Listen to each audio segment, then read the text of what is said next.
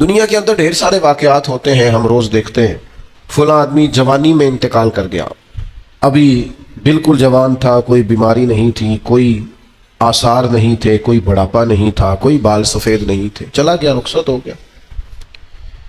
اب اس طرح کی جتنی بھی چیزیں ہوتی ہیں اس سے دو قسم کا لوگ نتیجہ اخذ کرتے ہیں۔ ایک لوگ اس سے عبرت لیتے ہیں۔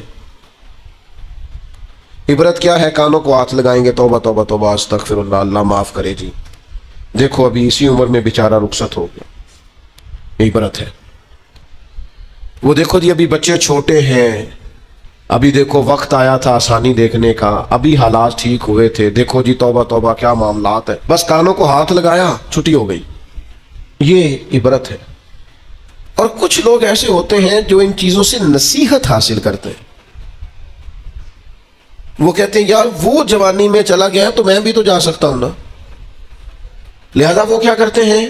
وہ اپنے آپ کو بدلتے ہیں، اپنے اعمال کو بدلتے ہیں، اپنے اخلاق کو بدلتے ہیں، اپنے کردار کو بدلتے ہیں، اپنے شب و روز کو بدلتے ہیں، اپنی صبحوں اور شاموں میں تبدیلی لاتے ہیں، اپنی جوانی کو ضائع نہیں کرتے۔ میں اور آپ روزانہ ڈھیروں عبرت کی چیزیں اپنے معاشرے میں دیکھتے ہیں۔ ہمارے قریبی لوگ چلے گئے، ہم نے ان کے جانے کے بعد کہا یار دیکھو زندگی کا بھروسہ کوئی نہیں، کل یہ بندہ ہمارے ساتھ تھا، آج رخصت ہو گیا، بھروسہ کوئی نہیں، پتہ نہیں کیا ہوگا۔ یہ عبرت ہے، توبہ توبہ کی، پھر اسی کام لگ گئے غافلوں والے۔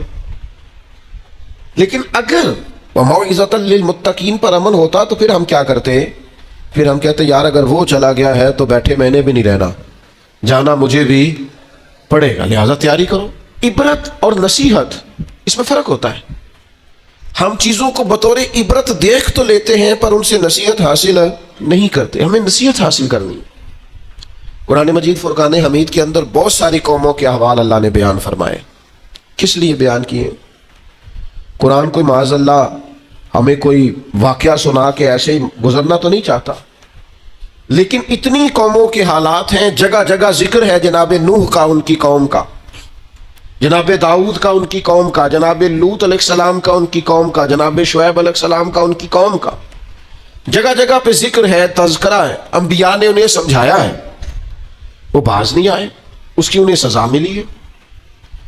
جناب شعیب علیہ السلام کی قوم ناپ تول میں کمی کرتی تھی، یوں سمجھ لیجیے کہ جتنے پیسے لیتی تھی اتنا مال نہیں دیتی تھی، اللہ نے عذاب دیا انہیں۔ ہم نے قرآن مجید کے اندر اس واقعہ کو پڑھا، اس حالت کو دیکھا۔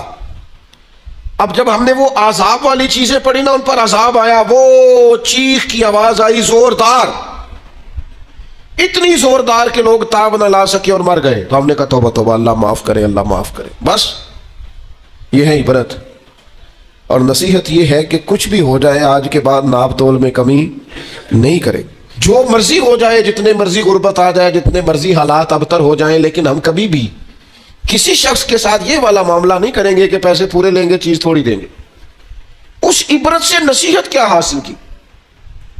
جہاں میں ہے عبرت کے ہر سو نمونے، مگر تجھ کو اندھا کیا رنگ و بو نے، کبھی غور سے یہ بھی دیکھا ہے تو نے، جو آباد تھے وہ مکان اب ہے سونے، جگہ جی لگانے کی دنیا نہیں ہے، یہ عبرت کی جا ہے، کوئی تماشا نہیں ہے۔ غور یہ کرنا ہے کہ وہ والا جرم، وہ والی خطا، وہ والا معاملہ کہیں ہمارے